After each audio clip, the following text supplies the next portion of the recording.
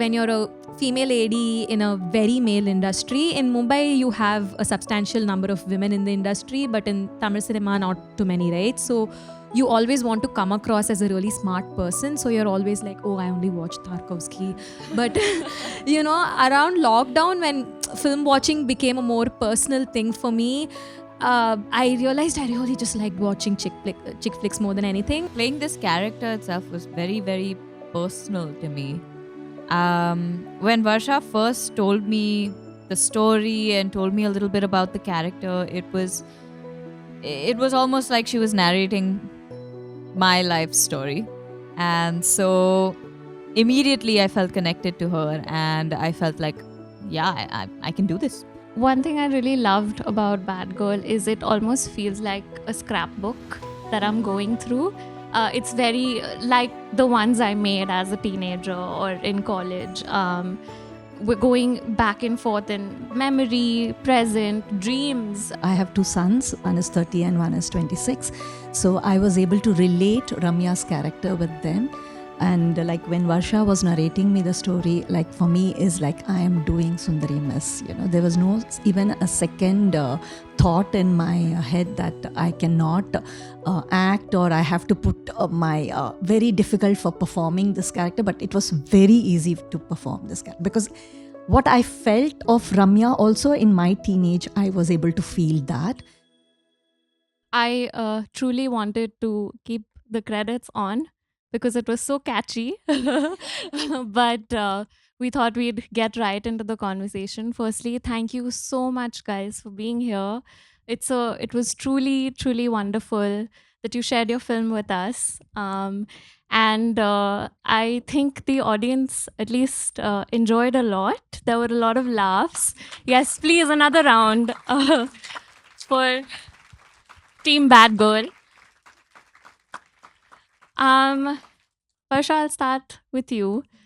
I think what for me as a 29-year-old single, struggling woman, especially in relationships, this resonated a lot with me. But what's even great is that this film is something everyone can resonate with in some way or another.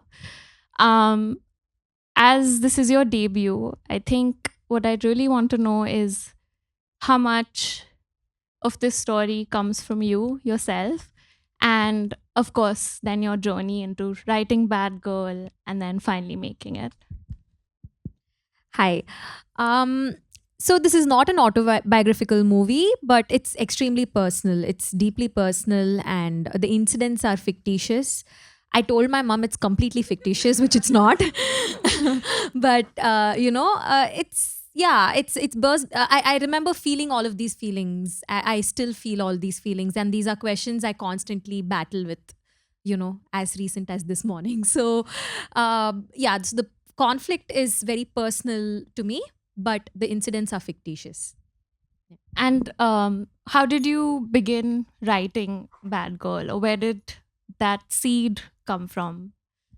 I watched yet another Tamil film and felt super, left out and not represented. And, it came from this place of, hey, no one ever talks about how broken we are, like women, right? When we go through breakups and yearning and longing and that sort of a thing. So it came from a need to just like express myself, which I felt has never happened in Tamil cinema. And also, I around lockdown, I started watching a lot of rom-coms and chick flicks. Like when you're a female AD in a very male industry, in Mumbai you have a substantial number of women in the industry, but in Tamil cinema not too many, right? So you always want to come across as a really smart person, so you're always like, oh, I only watch Tarkovsky.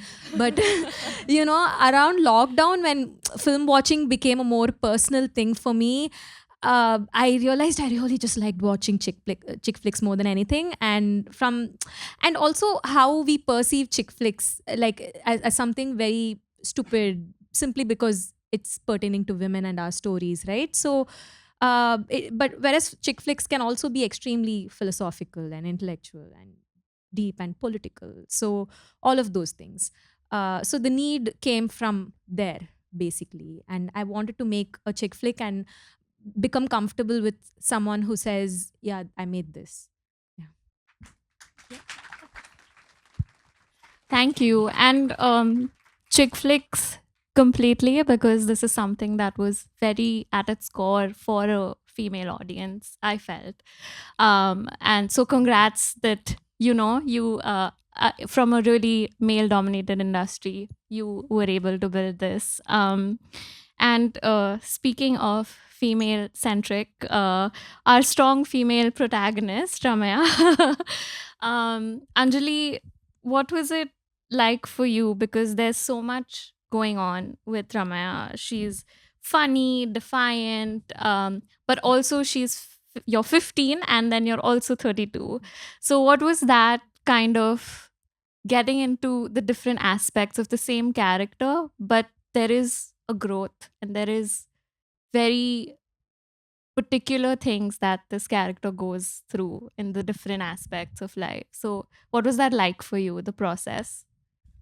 Honestly, playing this character itself was very, very personal to me. When Varsha first told me the story and told me a little bit about the character, it was almost like she was narrating my life story. And so immediately I felt connected to her and I felt like, yeah, I can do this. And then when we did the screen test and Varsha met me for the first time, it was almost like, yeah, this is happening, because it was meant to be. The character is someone that I so deeply connect with. Um Going through the teenage years and then the college years and then the toxic relationship, the trials and tribulations of adulthood, and all of these things was just incredible. Crazy cat lady. It was really nostalgic to me. Yes, I am also crazy cat lady. I in fact have a tattoo of my cats on my arm. But anyway, um yeah, it was just someone that I saw myself in, and it was an incredibly nostalgic experience for me, because I was able to go back into my childhood and relive some nice and not so nice memories, but also just remember how my body felt, how my mind felt, and I think that was something that was really special, because you don't always get to do something like that in your life. Yeah, thank you. Um, on the other side of Ramaya, there's of course Sundari, and not so much on the other side as we come to realize. But I think what was interesting about Sundari is that there's this constant push and pull, and she becomes the stepping stone between what is, what Ramaya gets to live as, and for me, when we talk about feminism and when we talk about we talk a lot about it, but this one I felt it wasn't too preaching it. It was more like, hey, this is how it is, so how are we going to deal with it? And I think Sundari is in the kind of core of that. So there's this dichotomy of being that stepping stone.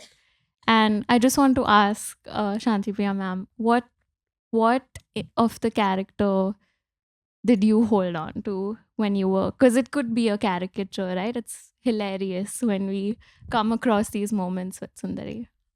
Good evening, everyone. Yeah, from the beginning of the story till the last scene, till the rickshaw scene, I was able to connect myself. When the way my mom used to be with me, I have two sons, one is 30 and one is 26. So I was able to relate Ramya's character with them. And like when Varsha was narrating me the story, like for me is like I am doing Sundari Miss. There was no even a second thought in my head that I cannot act or I have to put my very difficult for performing this character. But it was very easy to perform this character, because what I felt of Ramya also in my teenage, I was able to feel that. And as a mother also, I was able to feel that. So both I'm like able to relate with the character. So it was very easy for me to do that. Yes. So relatable for all, even the people who've made it and worked so hard on it. One last thing I want to ask before I open it out onto you, so be prepared. There's one thing I really loved about Bad Girl is it almost feels like a scrapbook that I'm going through. It's very like the ones I made as a teenager or in college. We're going back and forth in memory, present, dreams. So one, I want to know what the animals were about. Apart from Madam, Madam was clear.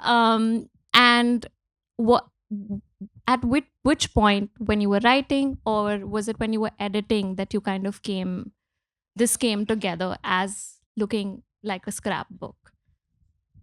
Because it's a very fast paced in some moments. Yeah, so the idea was always to tell the story from the character's headspace, and she's a slightly, all over the place, scatterbrained person, and that gave birth to the film language, like the way the edit was done, and a lot of decisions were made on edit table, but the writing always had this really scattered quality because she's someone who's all over the place and living in her head a lot.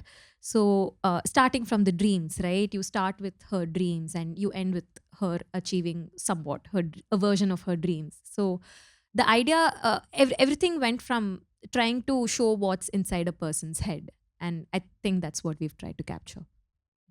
So did you have a lot of continuity issues, I wonder?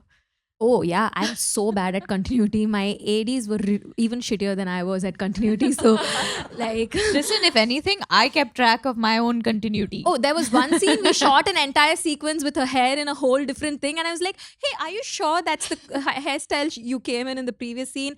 And she's like, "No, I told your ADs." I'm like, "What? Why are we doing this?" And then my AD comes and shows me a picture from a whole other scene. So yeah, we were not a good team. I was anal, like hyper about my continuity, yes. But that's just my personality. For now, that's all the time we have. Thank you Thank you. so much for this wonderful film. I hope there's so many more screenings that happen. And thank you for being an absolutely wonderful audience. Good night.